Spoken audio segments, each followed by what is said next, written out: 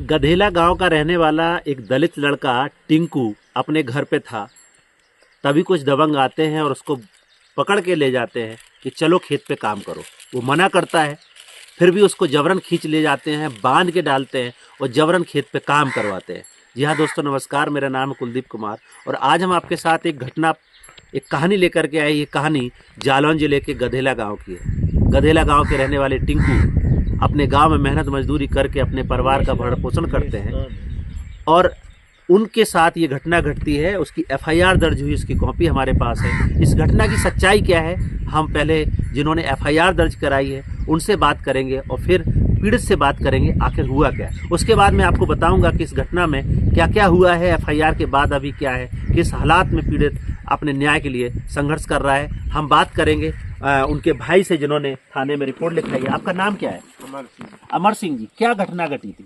घटना ये थी सर कि ये खेल रहा था मैच जी। और हम गए थे दूसरे के काम पे। तो शाम का टाइम था, 5 साढ़े 5 के लगभग जी। तो ये वहाँ मैच खेल रहा था। तो टिंकू गए वहाँ, तो उन्होंने कहा, बोले चलो हमारी खलिया टूट रही है, लदवाओ। तो इसके पैर में कुल्हाड़ी लगी थी। इसने बोला कि हम नहीं जा पाएंगे भाई साहब, घर पे चले जाओ, चाचा हैं, भैया लोग हैं, ये लोग चले गए। तो एकदम से बोले भोसड़ी के तुम चलो। तो जी बोले हम नहीं गए। तो इतना बोल के वो बैट छुड़ाया, 4 5 6 बैट मार दिए, हाथ में मारा, इधर मार दिया था, पीठ में मार दिया था और उठा के पटक दिया। हाथी पे लात डाल दी, तो इधर यहाँ पे भी चोट आ गई।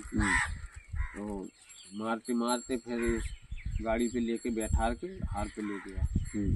और हमें फ़ोन किया घर वालों ने, तो हम दूसरे के काम पे थे, तो वहाँ से हम आए। फिर हमने घर पे पूछा, हमने कहाँ है? घर वाले बोले वहीं है, अभी लेके गए वे, साथ में आए नहीं। फिर हम वहाँ गए। अच्छा, वहाँ गए तो ये लगवाए रहे थे झाले। तो हमने कि कल ऐसे मारा जाता है?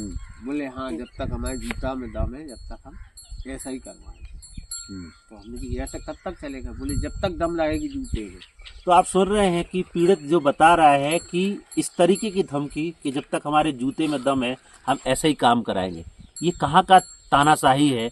हम आज़ाद भारत में रहते हैं जहाँ संविधान भी है, दलितों के लिए कानून भी है, स्पेशल कानून जिसको SC/ST prevention of atrocity act बोलते हैं, दलित अत्याचार अधिनियम है जो 1989 में आया। किसी भी दलित को अगर गैर दलित असम्मानजनक भाषा बोलता है, गाली गलौज करता है, तो उसके ऊपर FIR में SC/ST एक्ट लगता है। लेकिन यहाँ तो सरेआम घर से पकड़ करके दलित युवक को जबरन काम कराया जाता है और बोलते हैं कि जूता में दम है और हम उसके बदौलत करा रहे हैं। ये हालात है उत्तर प्रदेश के जालौन जिले के गधेला गांव के रहने वाले दलित समुदाय के परिवार का, जो हमें इस घटना की सच्चाई बता रहे हैं। अमर सिंह जी, इसके बाद क्या हुआ? इसके बाद हम गए उनके खेत पर। तो ये वहाँ लदवा रहा था जाले। तो हमने कही कि हम इनको लेके जा रहे हैं घर। बोले तो हम 2 भाई गए थे वहाँ। तो बोले तुम दोनों भाई में से एक भाई रुक जाओ, जी लदवा दो। तो हमने साहब ये बोला कि मैं अब काम नहीं करूँगा जी, मैं जा रहा हूँ घर पे। बोले तो ये नहीं जाएगा। हमने क्यों नहीं जाएगा?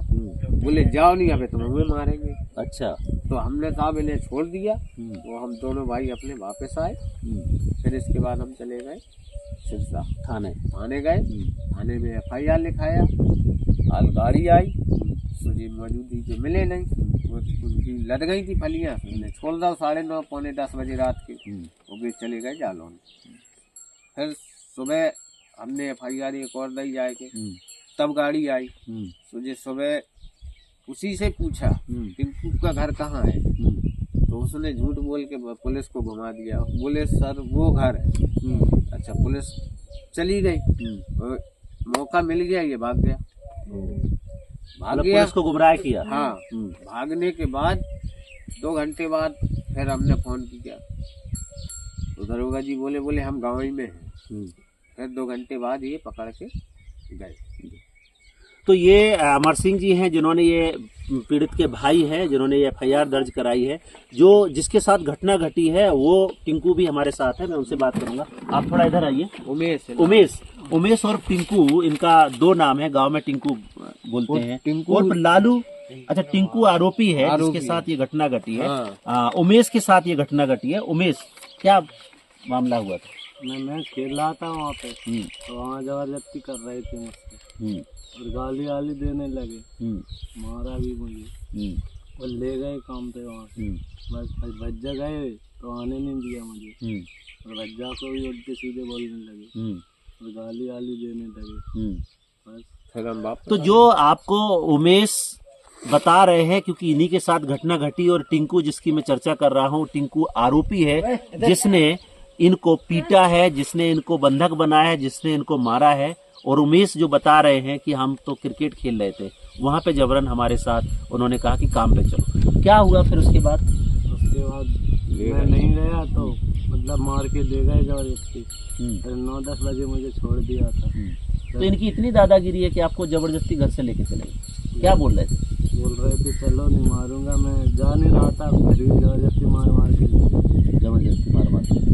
तो फिर इसको इसकी शिकायत आपको कब वहाँ से छूट पाए जब वो लेकर के गए? क्या क्या काम कराया? मटर लगवाया था वो जाल। तो आप सुन रहे हैं उमेश को कि जब मना किया इसके बाद जबरन लेकर के गए, जबरन ट्रैक्टर पे झाले लदवाई मटरा की, और उसके बाद जब इनके भाई जाते हैं अमर सिंह, उनको भी बोलते हैं कि जाओ मेरे जूते में दम है, हम जब मर्जी होगी तब तक काम कराएंगे। जी अमर सिंह जी। सर अगर हम ज्यादा जबरदस्ती करते ना तो मारपीट होती हमारी। बोलिए। हाँ। इसलिए हम जबरदस्ती नहीं कर सके। हमारे साथ कोई नहीं था, 2 आदमी थे, वो लोग थे दबंग लोग, तो हम ज्यादा कह नहीं सके, हम डर के मारे लौट गए। इसके बाद हम डर के मारे पीड़ित का परिवार, उनके भाई अमर सिंह जी लौट के आते हैं। उमेश वहीं पे काम करता है, आकर के ये एप्लीकेशन लिखते हैं, थाने में देते हैं। जब थाने में एप्लीकेशन, यहाँ सिरसा कलार थाना में एप्लीकेशन दिया जाता है, पुलिस आती है, लेकिन आपको पता ही है कि दलितों के घर हमेशा गांव के बाहर ही मिलते हैं। और गांव में आए, उन्होंने पूछा, उन्हीं जो आरोपी है उनके साथ बातचीत किया। उन्होंने कहा कि अमर सिंह का घर कहाँ है, जिन्होंने ये शिकायत दिया था। तो इनको ही, पुलिस को ही गुमराह कर दिया आरोपियों ने और दूसरी तरफ भेज दिया, और पुलिस दूसरी रास्ते से जाती है, तब तक आरोपी वहाँ से भाग जाते हैं। फिर एक दूसरा एप्लीकेशन अमर सिंह लिखते हैं, फिर एक थाने को एप्लीकेशन देते हैं, और एप्लीकेशन के बाद पुनः पुलिस आती है और तब इनका संपर्क होता है। फिर पुलिस इनकी बात को सुनते हुए इस केस में एफआईआर दर्ज करती है। हमारे पास उस केस की एफआईआर की कॉपी है, इसमें उस घटना का जिक्र किया गया है।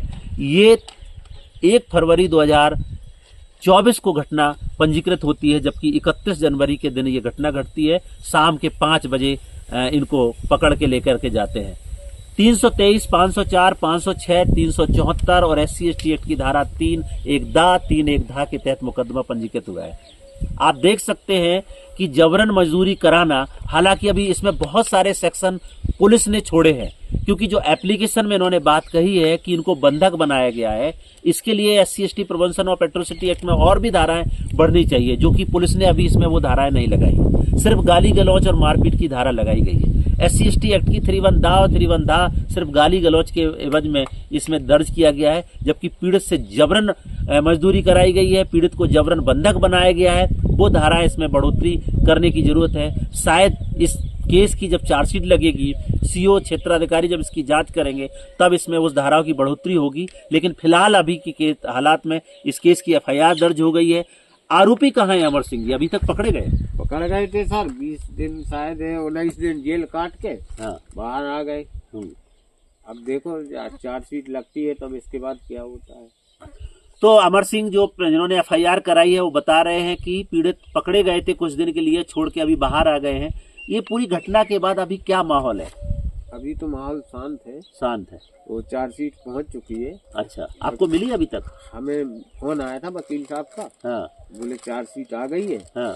और आप आ जाओ, 18 तारीख बता रहे थे कि लगी है। अच्छा। और कदम से खर्चा पानी थोड़ा बहुत दे जाओ। अच्छा। तो कागज निकाल ले कोर्ट से। हाँ। देखें फिर इसके बाद आगे काम लंबाई बढ़ाऊं। अच्छा, ये बात हुई थी। तो इस पूरे केस का ट्रायल शुरू हो रहा है। बता रहे हैं कि चार्जशीट लगी है, लेकिन अभी पीड़ित को चार्जशीट की कॉपी मिली नहीं है। हालांकि अभी इसमें कितनी सच्चाई है ये तो CO के बयान के आधार पर ही पता चलेगा, पुलिस से पूछने से पता चलेगा कि इसमें क्या किया गया है, और चार्जशीट पढ़ने के बाद पता चलेगा कि इसमें SC/ST prevention of atrocity act की धाराएं बढ़ाई गई हैं या फिर वही की वही धाराओं में ये केस चल रहा है।